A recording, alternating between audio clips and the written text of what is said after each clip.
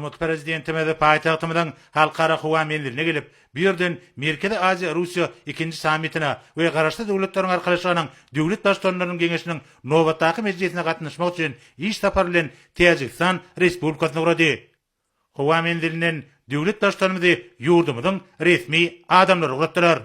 Paytahtımızdan uğralan hurmatly prezidentimizin uçary bir neçe wagtdan Tacikistan Respublikasynyň paýtagty Duşanbe şäheriniň halkara howa menziline gelip gönni. Howa menziline hurmatly prezidentimiz Tacikistan Respublikasynyň resmi adamlary, şeýlekem yurdumyzyň resmi wekiliyetiniň agdalary mehirli garşyladylar. Ma'lum bolşaly Merkezi Aziya Russiýa formaty tutuş Ýewraziýa iklimine durnukly ösüşi hemde awadançyk üpsün etmekde möhüm orna gelýän köpügürli, öýdary beýiklikli we strategik hyzmatdaşlykdyr.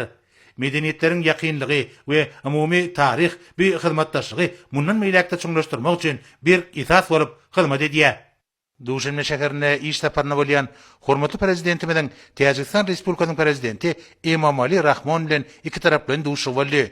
Dostluk ýurdun prezidenti bilent mertebeli türkmen mehmanyny mehirini bereklep, çakylyk kabul edip gelenligi üçin hoşallyk bildirdi. Hemde döwlet başlarymyň şu gezekki saparynyň iki ýurdun arasyndaky diýip bolan dostluk gatnaşyklary hassa putulandyrjakdygyny bellädi.